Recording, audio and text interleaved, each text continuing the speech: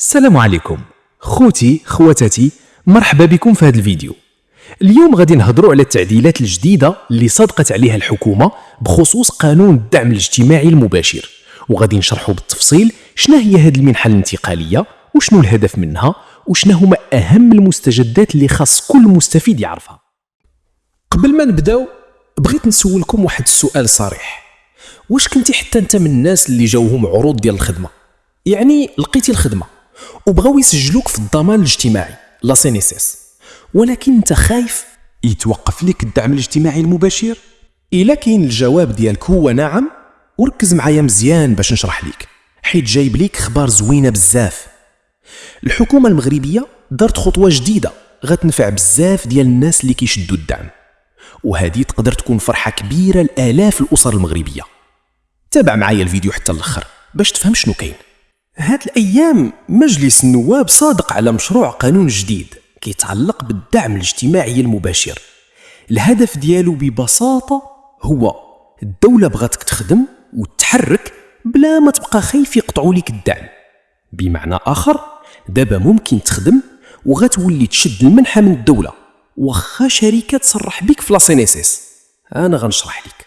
أهم تغيير جا به هذا القانون هو أنه إلا كان رب الأسرة، يعني المسؤول عن العائلة أو الزوجة، لقاو خدمة وتصرحوا بهم في الصندوق الوطني للضمان الاجتماعي لا سينيسيس، وطبيعي أن الدعم غادي يوقف حيث المدخول تغير والمؤشر غتطلع.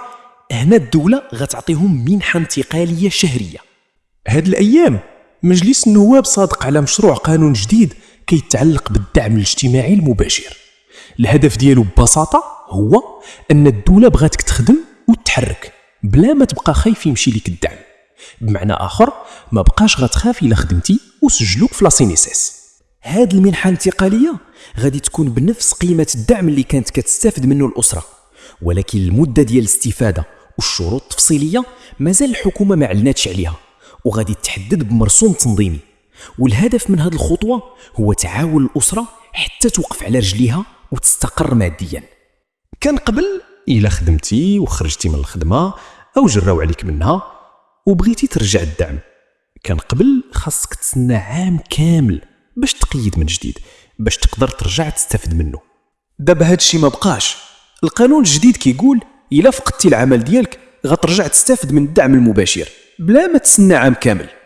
هاد الخطوة اعتبروها بزاف ديال الناس مزيانة حيث كتحمي ناس الدراوش. وفي الخاتمة نقدروا نختصروا الأهداف الرئيسية ديال هاد المنحة الانتقالية في 4 ديال النقاط مهمة. أولا، تشجيع المواطنين يخدموا بشكل قانوني ويصرحوا في الضمان الاجتماعي بلا تردد.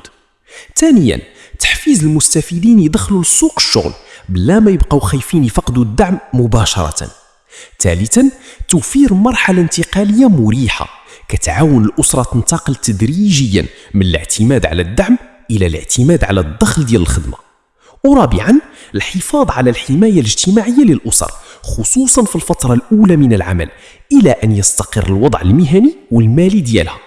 دابا السؤال اللي بغيت نطرحه عليكم وتجاوبوني عليه في التعليقات: واش هاد التعديلات الجديدة غتشجع الناس اللي كيشدوا الدعم اللي قادين يخدموا باش يقلبوا على الخدمة ويصرحوا براسهم في لا سينيسيس؟